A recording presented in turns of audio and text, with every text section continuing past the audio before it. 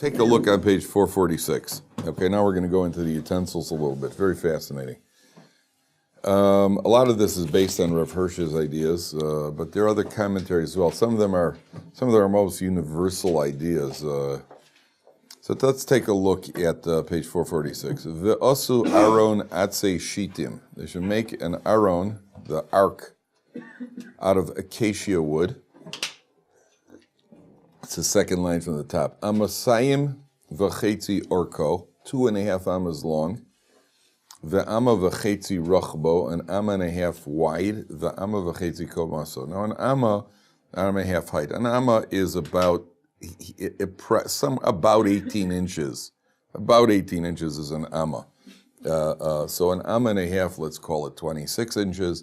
And it's 2.5 amas long. I mean, you're talking about some serious gold here, because there's just the cover of the Aron Kodesh, what's called the kapores, the cover, is the same. It's a figure 26 inches long.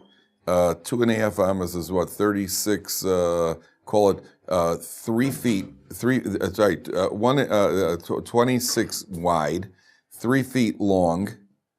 And 26 and a tefach thick. That's just the cover of gold, pure solid gold, and then it has the kruvim sticking out of it, which are made out of one block of gold. They weren't made and then attached.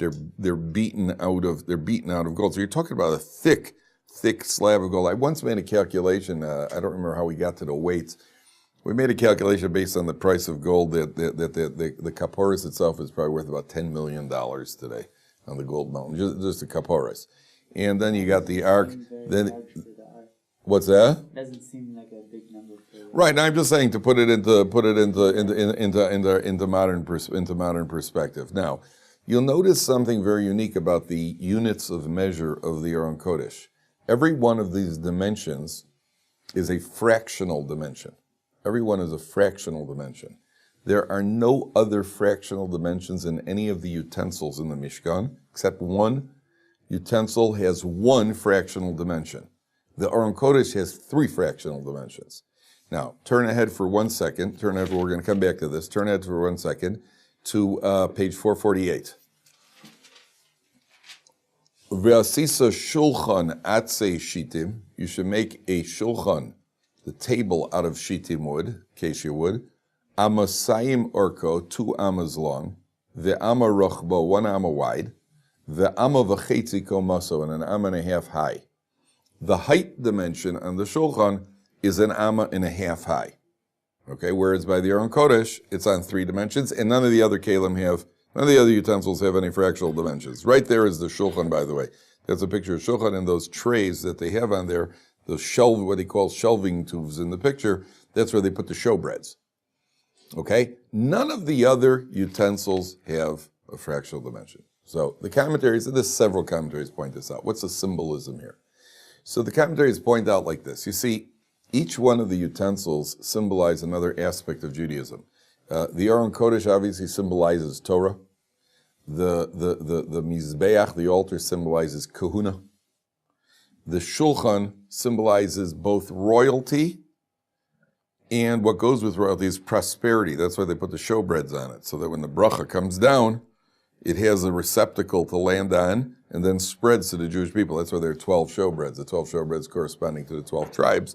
And so you put the showbreads on. That's one of the reasons why there's a halacha. When you bench, you should have bread on the table. You know that halacha? There's supposed to be bread on the table when you bench, so that the blessing you're calling down, the Gemara says the blessing has to have something to rest on. So the blessing that you're calling down with the benching rests on the bread which is on the table, so to speak, so that your home is blessed. That's what the Gemara says. Hold the questions for a little while. Don't go into all the details on each point. Let's stick with the main point. So here, the commentaries say like this. The Torah is symbolized by the Aron Kodesh.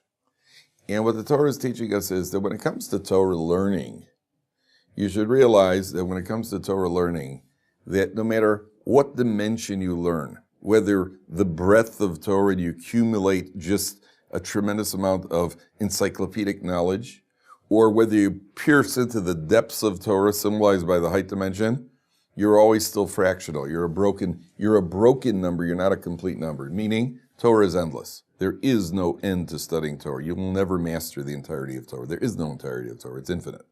And the more Torah you learn, the irony is, the more you learn, the more you realize how much there is to learn.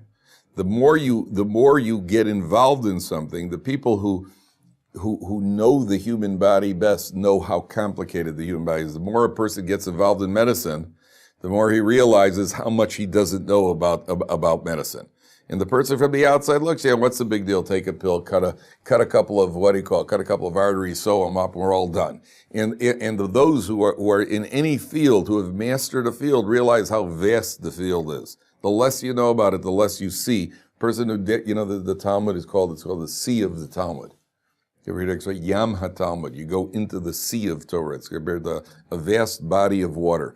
When you go into the sea, from the sea, you'll say, okay, the sea, it looks like you go down and you start seeing things that you couldn't imagine. Not only you didn't know they were there, you couldn't even imagine they were there.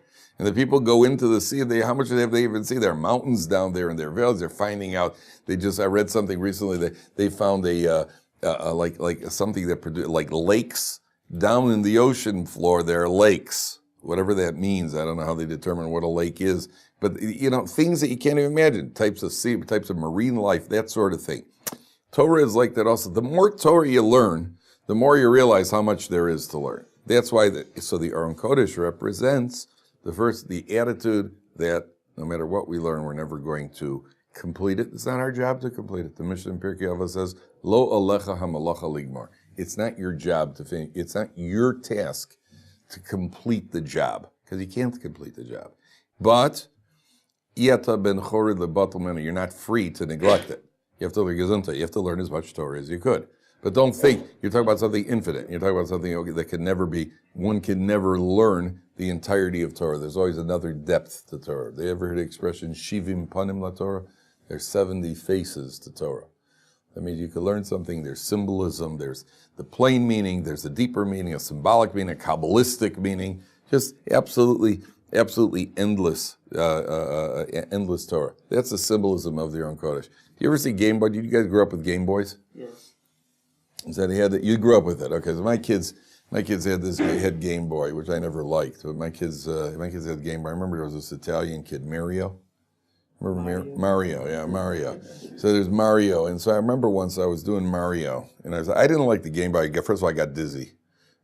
From it. I couldn't, just there's too much movement. Second of all, I wasn't good at it. It was frustrating. So I was once toying around with it, and I got this guy Mario, and I took him through the door. And so my first reaction was, okay, I'm about to get an award from the president. I finished, I got Mario through it, and the thing goes, and then a new screen opens up. I think he's underwater in outer space or something. So I was in a panic, so I called my son over. So I was about 10 years old. I said, get over here. What just happened? He says, oh, you finished the first stage. You're on the second stage now. So I said, well, how many stages are there? He says, 15. I said, 15? He says, then he looked at me and goes, Dad, is that the first time you ever got past the first stage? After that, I didn't touch it anymore. There's just so much a man could take, You can't insult me. He'd sit there with it. All you hear was, and he's up. I said, where are you now? Some knight in armor or something. And then the thing was called Mario Worlds. That's really what Torah is. Torah is this thing where you don't even know it exists. You haven't even gotten there. Then it opens up for you. You never opened up a Gemara. Start learning Gemara. Whoa. Then you get past the Gemara. Also, you look at Tosfos? Whoa. Right? Then you get to the commentaries and you go, whoa, what's going on? Not only you don't know it, you can't even imagine the world that exists until you get there. You can't even imagine that world. You ever see those magic eye? You know what magic eye is? That book, you hold up the book, if you get it at the right angle, then you see a three-dimensional image. You ever see that thing? Watch people with magic eye. It's always the same thing. I can't see anything. No, I don't see anything. I don't. That's amazing. It's always the same thing. I don't see it. No, I can't. That's amazing. There's always one person in the room who can't get it. There's one person who's like, I think I see it. No, you don't see it. If you think you see it, you don't see it. You'll know when you see it. There's always one neb who can't get it. Sorry, you don't get it. Oh, is it you? Yeah, there's always one neb who doesn't get it. You never see it. So that's what Torah is. Well, I'm looking at it. Yeah, that's okay. And all of a sudden you're looking at the Gemara, and it's like, yeah, okay, I get, oh, you mean that's what, Oh. Yeah, but what about Tosa? Oh, you mean, oh. And you can't even, all of a sudden you're, boom, you went into a depth. Not that you didn't know, you can't imagine it. You can't even imagine such a depth. That's the first lesson over here. So why is it by the table that there's one broken dimension, and it's the height dimension? What do you think that means? One broken dimension? By the table, on page 448, it says the table is 2 long, 1 wide, and 2.5 high. Pasuk 23. Pasuk 23. Remember, what does the table symbolize? Royalty and prosperity. Okay, so what do you think it's? Maybe it's saying that there's always new levels of royalty and prosperity to go to. You're partly there. Where are there new levels to go to? So Torah is telling us that when it comes to spending money on the dimensions down here, which is us, your personal needs, you should see yourself as complete. I have what I need. 2 long, 1 wide. Downwards on the flat dimension, on the earth dimension, I have what I need. I don't need all the luxuries of life and all the excesses of life.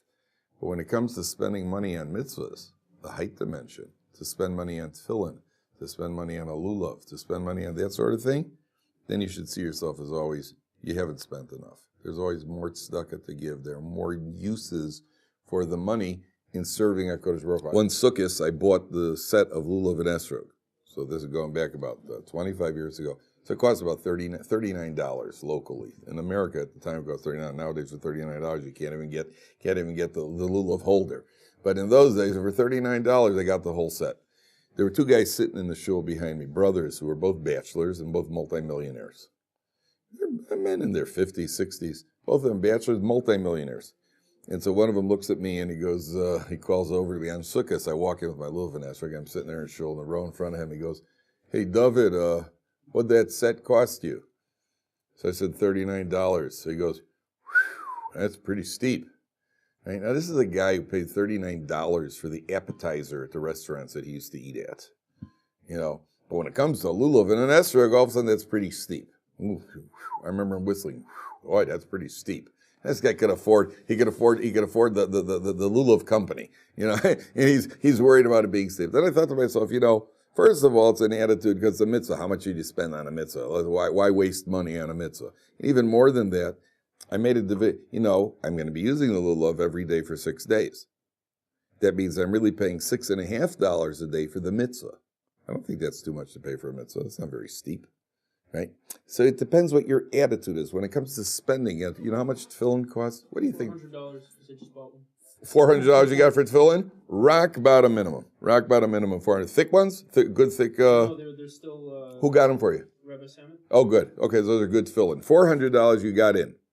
You could buy for tefillin based on all of the halachic stringencies and all the leading. And by the way, the handwriting, the writing of the sofer. If it's a nicer writing, the nicer the writing, the more it costs. You could easily pay $1,000 for tefillin nowadays, and there are people who pay $1,500 for tefillin. Right? Now, I don't say you have to, and I don't say you should. But sometimes a person doesn't even want to pay $400. Why should I pay $400? Why should I pay money for tefillin? It's $400. The answer is, right, and it's a mitzvah, and you're going to be using it every day for the rest of your life. Make a calculation. How much is it really costing you, number one. So I remember when I went in to buy my son, the first time I went to buy my son a pair of tefillin, I was buying for my brother-in-law's son. So I went in. I don't know anything about writing and that sort of thing about being a sofer. So the guy in the tefillin shop, he has a laminated board. He's got a board with 10 examples of various scribes with their writing and with a price next to each one, how much it costs to have the tefillin written by this guy. So I started from the bottom up. I looked at the first one. It looks good. Second one, okay, it looks okay. Third one, something looks a little finer about it. Then you start moving up the thing, and you get to the top, 9 and 10. They look like a machine wrote them. The difference between number 10 and number 1 is like that. It just know. Even somebody who's a layman and doesn't know the first thing about safras, you'd be able to look at it and tell the difference of it. So you could pay a lot of money for tefillin. All the Torah is telling you is, the Torah is saying, don't skimp on your mitzvah spending and splurge on yourself. When it comes to the contrary, when it comes to your own needs, try to be reserved. Try to be what do you go? When it comes to Torah, Warren Buffett. I don't say Warren Buffett is a tzaddik, but do you know that Warren Buffett lives in a regular house in what do you call it in Omaha, Nebraska? He lives in a regular house and he walks to pick up the paper every day. Says, why should I pay money to have it delivered? I could walk over. All right, he's trying to make a point, and when you know that you could buy the entire newspaper, so then it's already fun to be able to walk over. When you can't afford the paper, you have to walk to pick it up, then it's frustrating. When it's your choice, then it's a lot more fun. But he lives very, very modestly. He doesn't live in a what do you call it? He lives in a little regular house. He lives there, in a regular house. His girlfriend lives across the street from him. And he's, what do you call it? He's not, his wife lives with him, and his girlfriend lives across the street. But he's regular, but in general, it's very, very modest. Doesn't have any, what do you call it? So there are people that have been very wealthy Jews who also live very modestly. There are Jews. I know one guy who made millions, and he built a basketball court in his basement. He built it. Listen, you got it. He wants to enjoy it. Okay. But the Torah is telling you, when it comes to the needs of mitzvahs, be willing to spend. You got to buy tzitzis, you got to buy a yarmulke, you got to buy tefillin, you got to buy lulav and esrog, you got tzedakah to give. Don't skimp on it and look at it as a waste of money, which unfortunately sometimes people do. That's the idea. By the way, I heard about a kid. Kid was his father had grown up Orthodox. His father tossed it away, moved out to the suburbs in Chicago, and he joined a conservative shul. They were raised to send his kids to conservative day school, conservative this, conservative that. Then one day his kid comes home from college, he's engaged to a non-Jewish girl. So the parents said, no, you can't marry her. He says, don't worry, Dad, I'm going to convert her. She's going to convert. So the father says, well, do me a favor, Scott. When you convert, just convert her Orthodox. I said, why? Raised as conservative. We went to conservative synagogue, you went to conservative school, but suddenly conservative is not good enough? The father is trapped because he knew it wasn't good enough. He was absolutely trapped. What can you probably, well, yeah, but this is different, You dug your own hole. You dug your own grave.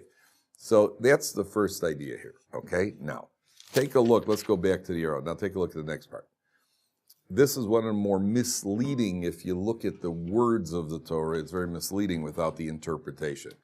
Vitzipisa oso zohav tohar, you should coat it with gold. That's what the word tzipisa is. Even the Art Scroll translates, you should cover it with pure gold. Page 446. Vitzipisa oso zohav tohar, you should cover it, coat it with pure gold. Mibayis umichutz tesapenu, from the outside and the inside you should coat it. Ve'asisa olav zer zahav saviv. You should make a golden crown around it. Now, this word vitzipisa, really in modern Hebrew, the word vitzipisa really means to coat it, and implies like you put a coating of paint on the wall. I would say vitzipi. They even cover a coating on a cake. It's called a tzipui, a covering, something that you paint on. Here, it says vitzipisa, but the oral tradition tells us that what? That you cover it from the outside and the inside really refers to what? Refers to boxes.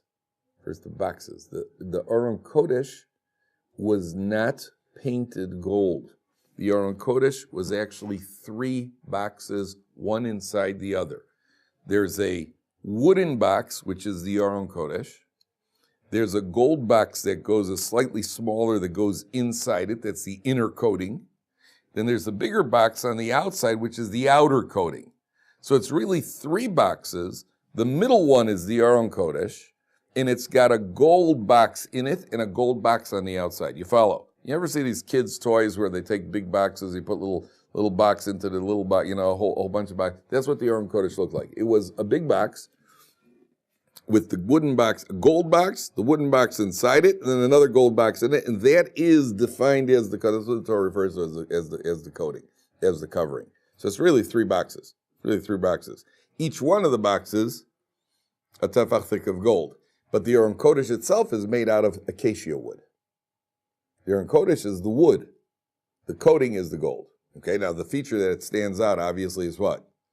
It's the gold. You notice the gold. You can't even see the wood. The wood is covered from the outside. It's got gold on the inside, and then it's got a big block of gold on top of it covering the whole thing. So the idea here is as follows. Why do you think what do you think the wood versus gold, what do you think the symbolism is? What do you think the difference between wood and gold? One's malleable, it's not. What does malleable mean? You could bend it around and make it. Okay, that's true. You could form it. Okay, what else? What else? I think that's true. I think there's a more Shiny versus certainly expensive versus cheap. That's all true. I don't know if acacia wood is cheap. I mean, Certainly cheaper than gold. yeah, that's true. Certainly cheaper than gold. Gold is pure. I don't know. It's wood. If it grows straight out of the ground, I guess that's pure wood. That could be. It's got to be pure gold. You're right. But wood that grows out of the ground is also pure wood. Wood comes from something that used to be alive. Yes. That's the critical difference. The critical difference is that wood was living. Gold was never living. Gold is a coating. The essential Jew is a Jew that is growing. That means that we're supposed to grow with Torah. Our own Kodesh is wood, and we're supposed to grow with the Torah. However, what are we supposed to turn ourselves into? We're supposed to turn ourselves into the types of people who are golden on the inside and golden on the outside. Gold is always the standard of the highest level of perfection, as opposed or gold or gems, whatever it is. But gold is it's the highest level that you could attain. A Jew grows with Torah. We're a box. We're wood. We grow symbolically. But the growth is meant to turn us into gold on the inside and gold on the outside. Inside and outside represents both what your internal thoughts are and how you behave externally. Gold also represents how you are in your home and how you are outside your home. And by the way, it's much easier to be gold outside the home. Much easier, much easier. It's much easier to be nice at the office than it is to be nice at home. Right? At the office, you're on your best behavior. That's why people always meet and divorce their spouses and get married. Because at the office, he meets her, she meets him. Wow, he's so much nicer than my husband. Sure, that's because he's not your husband. Wait till you married a guy. Right? When you married a guy, you'll see that he's no better than your husband, probably a lot worse, because you never met your husband in the office. You only met this guy in the office on his best behavior as Mr. Polite. Wait till he comes home, and he's an absolute monster. I know a guy who told me that his father was a rabbi. The congregants loved him. Loved him. Everybody. Nicest guy in the world. At home, he was an absolute beast. At home, he was an absolute beast. Parents got divorced. The man was an absolute savage. In the office, everybody. It's amazing how people could go from one extreme to the other. Outside, you could be just so diplomatic and just so sweet. And at home, you're an absolute bore. Because at home, you got nobody to impress. And outside, you're on your best behavior. There are people there, and people see you, and it's 100% true. So the Torah says you got to be gold on the outside. It's not so hard. It's not so hard. I helped a little old lady on the street. You got to be gold on the inside as well. I heard about a guy kept there was a guy named Kollel. So a few days in a row, he came late to the Kollel. So the head of the Kollel comes over to him and he says to him, Chaim, I noticed that you've been coming late. He says, yeah, I know a woman. She's all alone with 4 children. And every morning I help her. I said, well, that's beautiful. Wow, that's beautiful. That is very nice. I didn't realize. Who's this woman? He says, my wife. It's fun to go down the block and help the other person. What about your own family? She needs help also. Sometimes people are running out of the house to do their mitzvahs. Your main mitzvahs in the house. What about your own family over here? There's another guy comes, the rabbi calls him in, the rabbi says, we need a donation. There's a very poor family, they need some money. He says, sure, Rabbi, anything. He says, how much do you need? He said, $5,000. He says, great, Rabbi. He says, who should I make it out to? I looked at it, your brother. You're helping the world. What about those that are nearest and dearest to you? It's often the biggest challenge in life. And I want to tell you something. A guy called a rabbi, and you should pay me for this, by the way, gentlemen. You should pay me for this. This is a priceless piece of advice I'm going to give you now. Guy comes to a rabbi. He's having trouble with his son. He says to the rabbi, I'm having trouble with my son, with his Yiddishkeit. He's not interested in yeshiva, whatever he's struggling. He says, talks to the rabbi. Guy says, this is just the hardest thing in the world. The rabbi says, no, it's hard, but it's not the hardest thing in the world. The hardest thing in the world is always shalom bayis. Maintaining peace in the home with your wife is always the hardest thing. By far, and I'm talking about in good marriages. It's the hardest thing. It's the biggest challenge. You know why? You know what the difference is between your wife and your kid? Your kid you struggle with, you have trouble with your kid. Once you're out of the house, out of sight, out of mind. He goes to school for 8 hours a day, he's in prison 8 hours a day, wherever the kid goes, he's out of sight, out of mind. Your wife is never out of your mind. Your wife can never be out of your mind. And if she is, you're in trouble.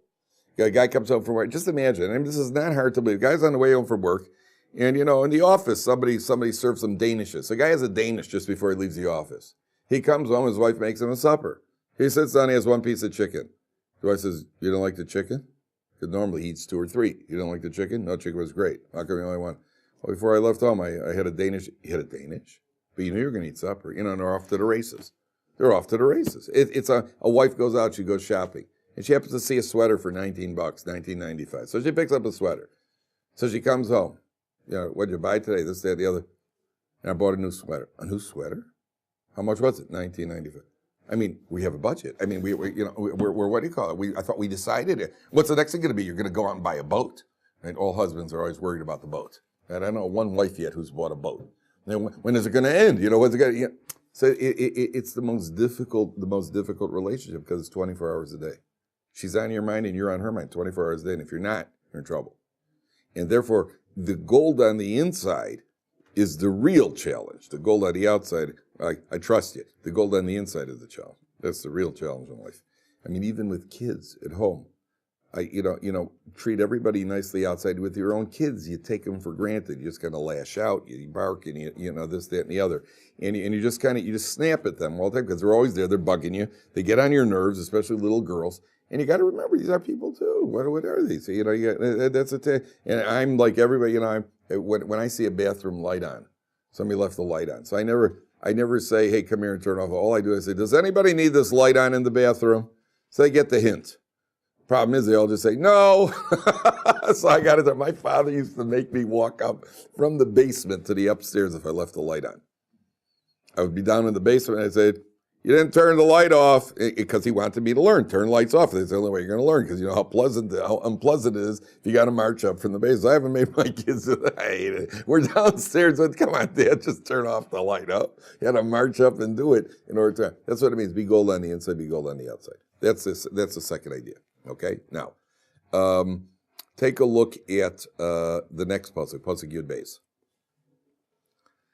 So it says it's 5 lines from the top. V'yatzakta lo arba tabaos zahav. You should make 4 rings of gold. V'nasata al arba pamos. Put it on the 4 corners. Ushtei tabos al tzalo echas. Ushtei tabos al tzalo sheni. Distribute them 2 on one side and 2 on the other side. So the commentaries say over here like this. You know what a ring is? A golden ring. On each corner is a gold ring. They're going to put like you see in the picture, they put those things that look like Q-tips. Those are the, I think they call them staves, is the official English word that they put through the rings. Why are there golden rings on each corner of the Aron Kodesh? Why are there golden rings? So the commentaries say, what is unique about a circle? Perfect. What else? No corners. No, never ending. Infinity, never ending. So the Torah is telling you, if you learn Torah, look at all 4 corners.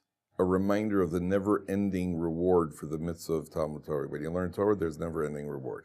Every corner you'll see a round thing. Again, the practical reasons you need to stick the staves in. You need a receptacle to hold the staves. But it's telling you the never-ending reward that one gets for studying Torah. Number 1. Number 2, you want to hear a fascinating thing in Hebrew? You know what a wheel is called in Hebrew? Galgal. You ever hear that word, galgal? A wheel is a galgal. You know how you spell galgal? Gimel lamed, gimel lamed. Means a wheel is a word that repeats on itself. The nature of the word is galgal. It's gal, gimel lamed, because that's really the nature of a wheel. It repeats on itself. You know what the individual word gal means? A gal is a wave, which also is the type of thing that just keeps coming. The wave keeps coming, right? A gal keeps coming at you. Waves keep coming. The ultimate wave is a wheel, because it's a gal that just keeps coming. There's virtually no end to this wheel. We're talking about eternity over here. The person that studies Torah, the reward for studying Torah is the golden circle at the end. That's the reward for studying Torah. Okay, we'll stop here. We'll continue next time with the staves.